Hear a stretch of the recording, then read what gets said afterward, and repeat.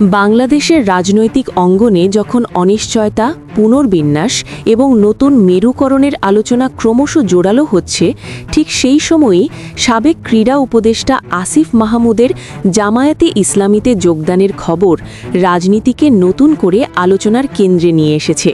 এটি নিছক কোনো ব্যক্তির দল পরিবর্তনের ঘটনা হিসেবে দেখার সুযোগ থাকলেও গভীরভাবে বিশ্লেষণ করলে দেখা যায় এই সিদ্ধান্ত বর্তমান রাজনৈতিক বাস্তবতা, নিরাপত্তা উদ্বেগ, ভবিষ্যৎ ক্ষমতার হিসাব এবং আদর্শিক অবস্থানের এক জটিল সমন্বয়ের ফল। একসময় যিনি নিজেকে স্বতন্ত্র রাজনৈতিক অবস্থানে রাখার কথা বলেছিলেন, সেই আসিফ মাহমুদের এই পরিবর্তন তাই অনেকের কাছেই কৌতূহলের জন্ম দিয়েছে। প্রশ্ন উঠছে, কি এমন বদলে গেল পরিস্থিতিতে যে একজন সাবেক উপদেষ্টা প্রকাশ্যভাবে একটি সংগঠিত রাজনৈতিক দলে যুক্ত হওয়ার সিদ্ধান্ত নিলেন? আসিফ মাহমুদ এমন একজন ব্যক্তি যিনি দীর্ঘদিন ধরে প্রশাসনিক ও ক্রীড়াঙ্গন সংক্রান্ত দায়িত্ব পালনের মাধ্যমে পরিচিতি পেয়েছেন। ক্রীড়া উপদেষ্টা হিসেবে তার ভূমিকা ছিল তুলনামূলকভাবে অরাজনৈতিক পরিসরে সীমাবদ্ধ, যেখানে দলীয় রাজনীতির চেয়ে নীতিগত সিদ্ধান্ত ও ব্যবস্থাপনাগত দক্ষতা বেশি গুরুত্বপূর্ণ হয়ে ওঠে। ফলে তার রাজনৈতিক পরিচয় কখনোই সরাসরি দলকেন্দ্রিক ছিল না, বরং তিনি নিজেকে একজন স্বতন্ত্র চিন্তাধারার মানুষ হিসেবে উপস্থাপন করেছেন বিভিন্ন সময়ে। এমন প্রেক্ষাপটে হঠাৎ করে জামায়াতে ইসলামীতে তার যোগদান অনেকের চোখে একটি বড় রাজনৈতিক বার্তা হিসেবে ধরা দিয়েছে। বর্তমান রাজনৈতিক পরিস্থিতি যদি বিশ্লেষণ করা হয়, তাহলে দেখা যাবে দেশের রাজনীতি এখন আর আগের মতো সরল দ্বিমাত্রিক কাঠামোয় সীমাবদ্ধ নেই। একদিকে ক্ষমতার রাজনীতির টানাপোড়েন, অন্যদিকে বিরোধী শক্তিগুলোর পুনর্গঠন। আবার এর সঙ্গে যুক্ত হয়েছে নতুন নতুন রাজনৈতিক প্ল্যাটফর্ম ও জোটের আলোচনা। এই জটিল বাস্তবতায় স্বতন্ত্রভাবে রাজনীতি করা দিন দিন কঠিন হয়ে উঠছে, এমন মত প্রকাশ করছেন অনেক রাজনৈতিক বিশ্লেষক। নিরাপত্তা, সংগঠনগত শক্তি এবং ভবিষ্যৎ টিকে থাকার প্রশ্ন সামনে রেখে অনেকেই মনে করছেন একক অবস্থানে থাকা রাজনৈতিকভাবে ঝুঁকিপূর্ণ হয়ে উঠছে। আসিফ মাহমুদের সিদ্ধান্তকে এই বৃহত্তর বাস্তবতার সঙ্গে মিলিয়ে দেখছেন অনেকে। বিশেষ করে সাম্প্রতিক সময়ে দেশের বিভিন্ন প্রান্তে ঘটে যাওয়া রাজনৈতিক সহিংসতা, গ্রেপ্তার, মামলা এবং অনিশ্চিত পরিস্থিতি রাজনীতিতে সক্রিয় ব্যক্তিদের মধ্যে এক ধরনের আতঙ্ক তৈরি করেছে।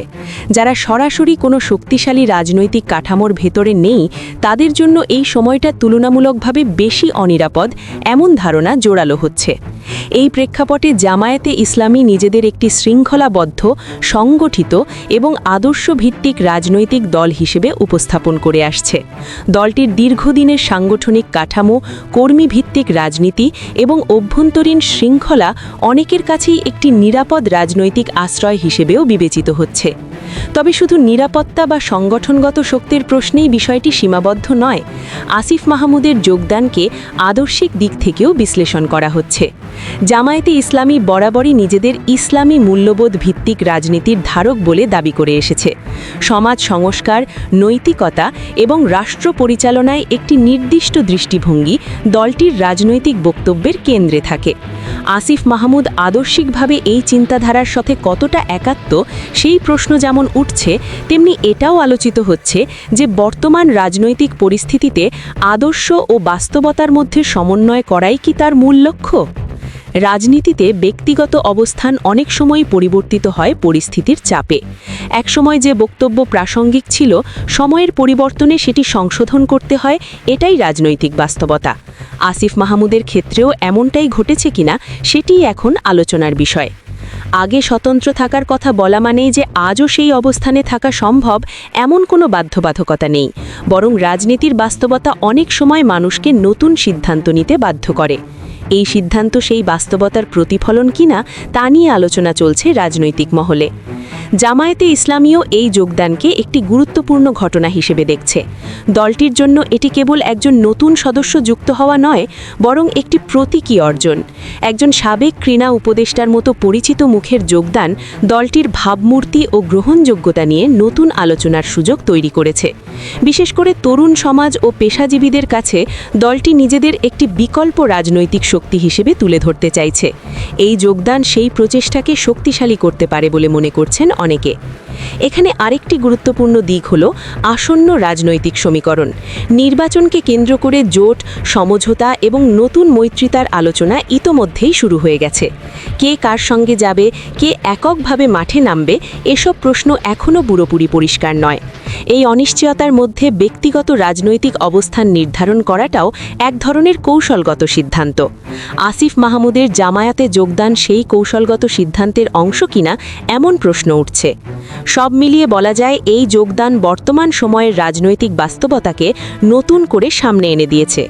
এটি দেখিয়ে দিচ্ছে যে রাজনীতিতে এখন আর আবেগের চেয়ে বাস্তবতা, স্বতন্ত্রতার চেয়ে সংগঠন এবং একক অবস্থানের চেয়ে শক্ত কাঠামোর গুরুত্ব বাড়ছে। আসিফ মাহমুদের সিদ্ধান্ত সেই পরিবর্তিত বাস্তবতারই একটি প্রতিফলন হতে পারে।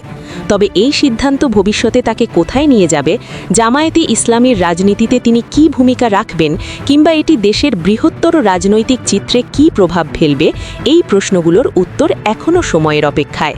এই মুহূর্তে এটুকুই নিশ্চিত যে আসিফ মাহমুদের জামায়াতে যোগদান বাংলাদেশের রাজনীতিতে নতুন করে আলোচনার ঢেউ তুলেছে। এই ঢেউ কতটা গভীর হবে এবং কতদূর গিয়ে থামবে তা নির্ভর করবে সামনের রাজনৈতিক ঘটনাপ্রবাহের ওপর।